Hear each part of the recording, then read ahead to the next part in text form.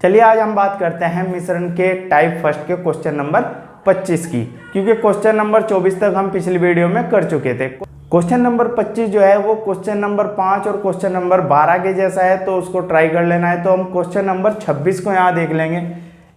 Question number 26 है, एक मिश्रण में अल्कोहल तथा जल का अनुपात। यहाँ अल्कोहल और जल का जो अनुपात दिया गया है वो हम यहाँ लिख लेंगे, अल्कोहल और जल का अनुपात। हमने अल्कोहल को 1 से डिनोट कर लिया है। 4 अनुपात कितना दिया गया है, 3।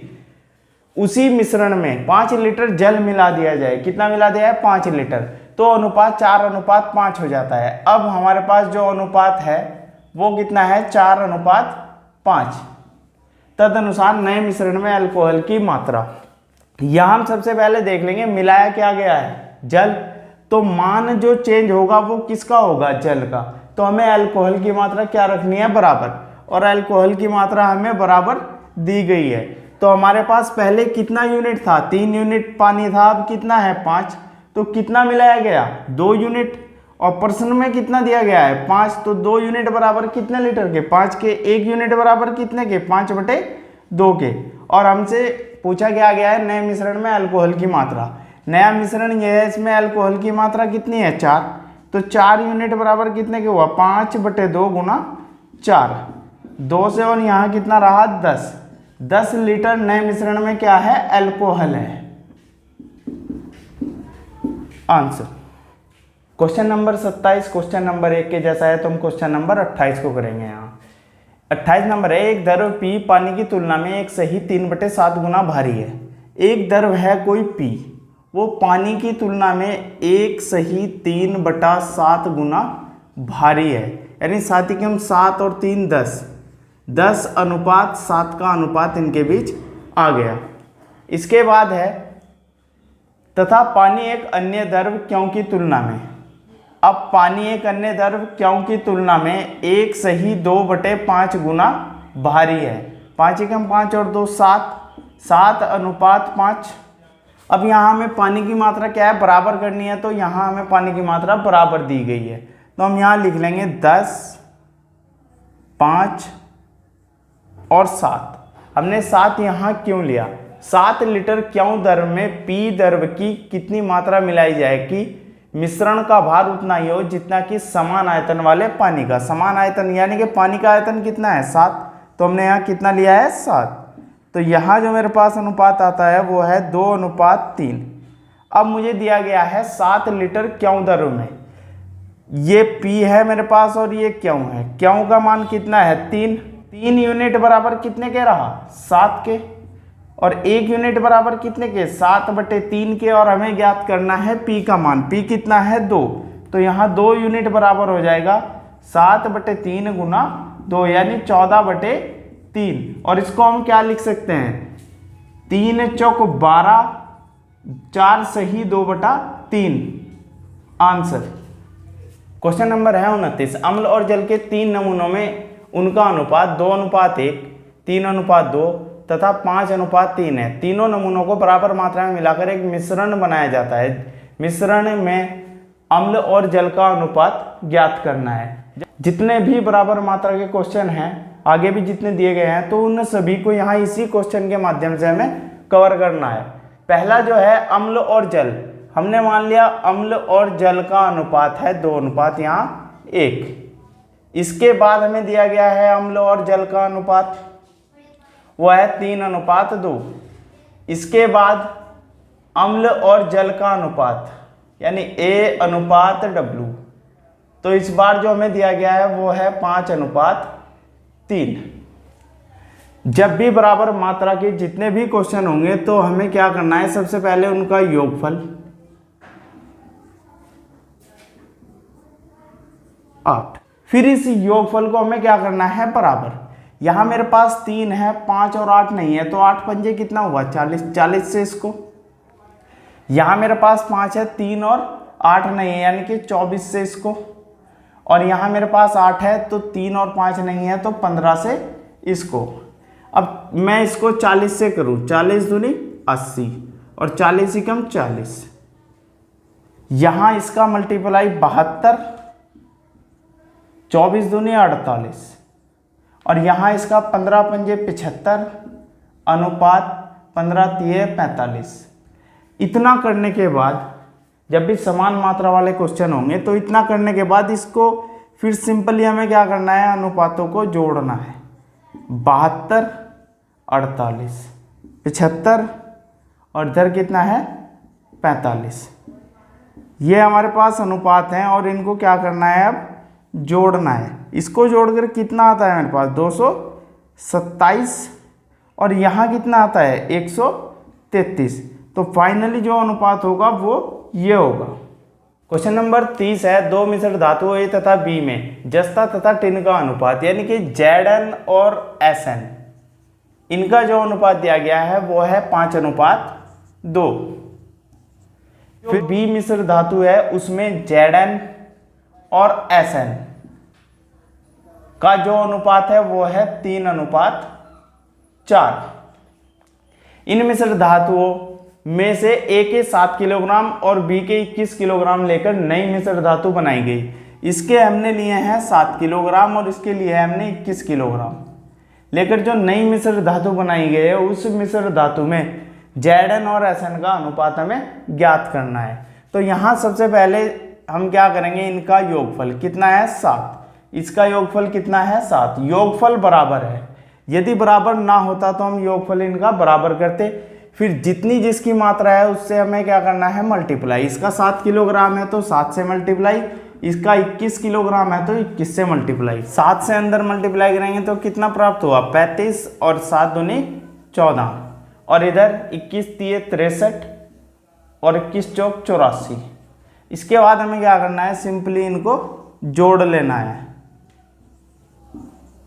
यहाँ जोड़ने पर हमें क्या प्राप्त होगा 98 और इधर भी हमें क्या प्राप्त हुआ 98। तो मात्राएं बराबर आई, इसका मतलब इनका जो अनुपात है वो कितना है 1:1, किसका Zn और Sn का।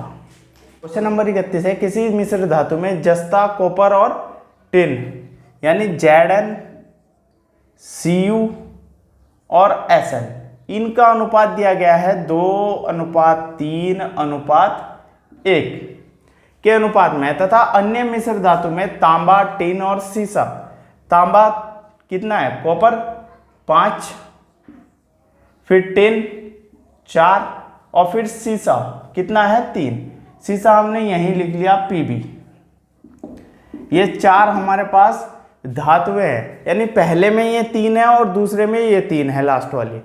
यदि दोनों मिश्र धातुओं के समान भार लेकर, समान भार या समान मात्रा या समान आयतन की जब भी बात की गई हो तो हमने क्या किया है, इनका योगफल कितना है 6, इनका योगफल कितना है 12। हमें योगफल क्या है इक्वल करना है। तो यहाँ मैं 2 से मल्टीप्लाई दूँ तो 12 हो जाएगा, इसका मतलब ये कितना है 2 और इसके 2 का मल्टीप्लाई 6 और इससे कितना हुआ 4। तो अब जो पहली मिश्र धातु है A, उसका अनुपात तो ये रहा और B का अनुपात ये रहा। अब क्या करना है, हमको इनको जोड़ना है। तो यहाँ कितना हुआ 4 और यहाँ कितना हुआ 11 और यहाँ कितना हुआ 6 और यहाँ कितना हुआ 3। अब शीशे की मात्रा हमें निकालनी है। शीशा कितना है Pb 3, कितने पर 15 और 6 21 और 3 24 पर। तो यानी 1/3 × 24, 1/8 किलोग्राम इस पूरे मिश्रण में शीशे की मात्रा है। नंबर 32 है, 55 किलोग्राम के मिश्रण में, यानी मिश्रण हमें दिया गया है, मिश्रण की जो मात्रा है वो है 55 किलोग्राम। दूध एवं जल का अनुपात यानी कि मिल्क और वाटर का जो अनुपात दिया गया है वो है 7:4। अनुपात को 7:6 करने के लिए मिलाए जाने वाले जल की मात्रा क्या होगी। यानी जो नया जो अनुपात हमें दिया गया है वो है 7:6 और उसने कहा है कि इतना अनुपात करने के लिए मिलाए जाने वाले जल की मात्रा क्या होगी। इस अनुपात को हम यहाँ लिख लेंगे 7:6। अब यहाँ से हमने देखना है कि कितनी मात्रा मिलाई गई, 4 था पहले अब 6 हो गया, तो इसका मतलब 2 यूनिट जल मिलाया गया। अब हम प्रश्न में देख लेंगे कि हमें लीटर में या किलोग्राम में क्या दिया है। हमें दिया है मिश्रण कितना है 55 किलोग्राम। अब हम यहाँ से मिश्रण की मात्रा निकाल लेंगे, कितना है 7 और 4 11, 11 यूनिट बराबर कितने के हैं 55 के। 1 यूनिट बराबर कितने के है 5 के, और 2 यूनिट बराबर कितने के होगा 5 दूनी 10 के। तो 10 किलोग्राम क्या होगा मिलाया गया जल, या मिलाए जाने वाले जल की मात्रा कितनी है 10 किलोग्राम। क्वेश्चन नंबर 33 हमें समान मात्रा वाला क्वेश्चन मिल जाता है, तो हम क्वेश्चन नंबर 34 को देखते हैं। एक मिश्रण में 2 द्रवों का अनुपात 3:5 है, यानी 2 द्रव थे, हमने मान लिया A अनुपात B कितना है 3:5। इसके बाद इन्हीं 2 द्रवों का अनुपात है 6:1। इसके बाद इन्हीं 2 द्रवों का अनुपात हमें दिया गया है 7:3। यहाँ हम प्रश्न को पढ़ लेंगे। एक मिश्रण में 2 द्रवों का अनुपात इतना है, दूसरे मिश्रण में इतना है, दोनों को किस अनुपात में मिलाया जाए कि परिणामी का अनुपात इतना हो जाए। यहाँ या तो हम क्वेश्चन को ए पर करेंगे या बी पर। मैं ए पर करता हूँ। ए का मान कितना है 3, कितने पर 8 पर। ए का मान कितना है 6, टोटल कितना है 7। ए का मान कितना है 7, टोटल कितना है 10। तो यहाँ हम इससे माइनस करेंगे और यहाँ इसमें से माइनस करेंगे। तो इन दोनों को यदि मैं माइनस करूँ तो मुझे क्या मिलता है 7/10 माइनस 3/8, यानी कि 80 और 56 माइनस 30 हमें मिलता है 26/80। तो यहाँ हम लिख लेंगे 26/80, और यहाँ जब हम माइनस करेंगे तो हमें मिलेगा 11/70, और इससे मैंने ये डिवाइड किया। अब यहाँ 2 से, तो यहाँ कितना है 13 और यहाँ कितना है 4। इसको इधर करेंगे तो कितना मिला 44 अनुपात 13 7 91 आंसर। क्वेश्चन नंबर 35 है। एक बर्तन में 20 लीटर एसिड है, उसमें से 4 लीटर एसिड निकालकर उसके स्थान पर उतनी ही मात्रा में पानी डाल दिया जाता है। हम देख लेंगे कितनी मात्रा निकाली गई 4, कितने में से 20 में से, इसका मतलब 1/5। अब शेष कितना रहा, शेष हम देख लेंगे कितना है 1/5 निकाला गया, हम मान लेंगे 1 यूनिट से, तो 1/5 हमारे पास कितना बचता है 4/5। अब 4/5 और यह प्रक्रिया कितनी बार की गई देख लेंगे 2 बार। तो शेष मात्रा हमें ज्ञात करनी है। शेष मात्रा 20 हमारे पास था और 2 बार प्रक्रिया की गई, तो 4/5 और गुना 4/5, 5 चौक, और यहाँ मेरे पास शेष मात्रा कितनी है 64/5। अब हमें ज्ञात करना है शेष मात्रा और प्रारंभिक मात्रा का अनुपात। शेष और प्रारंभ में क्या मात्रा थी,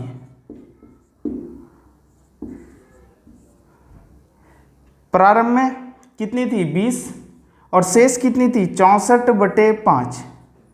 ये अनुपात है। इससे 16 और 4 पंजे 20, इसका मतलब कितना आया, यहाँ मेरे पास बचता है 16 अनुपात, इसको इधर लेके मैं जाऊँ या 5 से मल्टीप्लाई करूँ तो कितना आता है 16:25।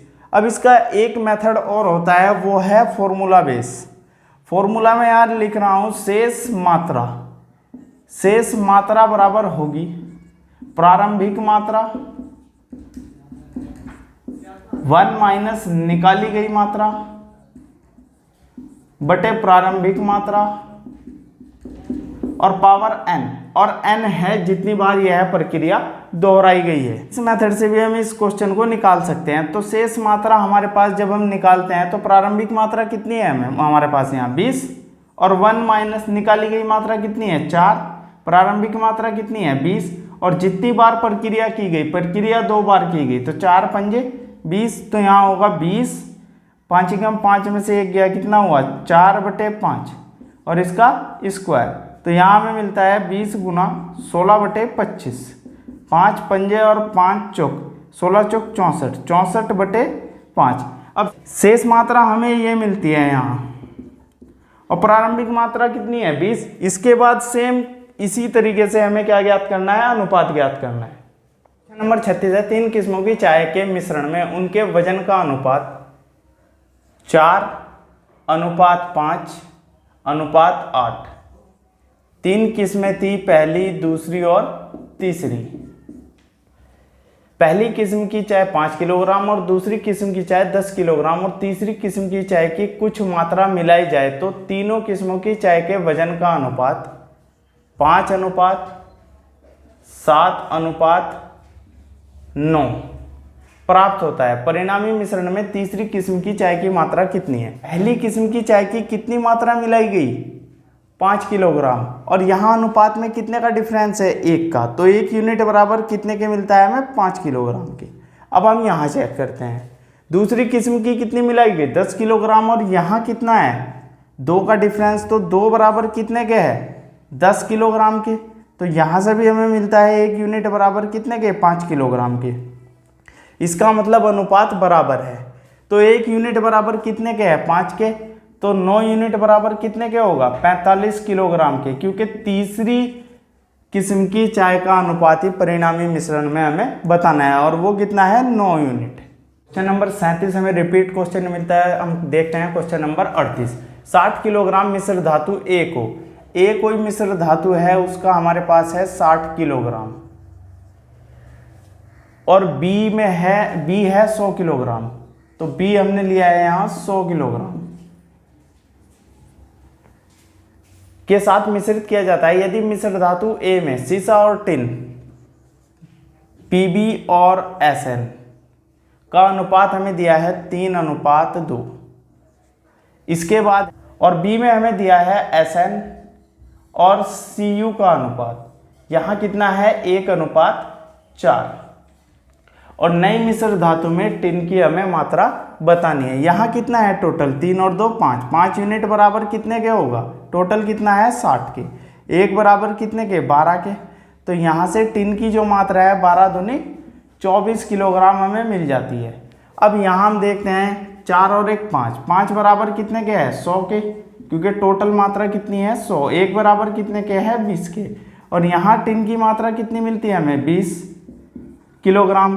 तो कुल टिन की मात्रा कितनी होगी? 24 + 20 बराबर कितने के होगा?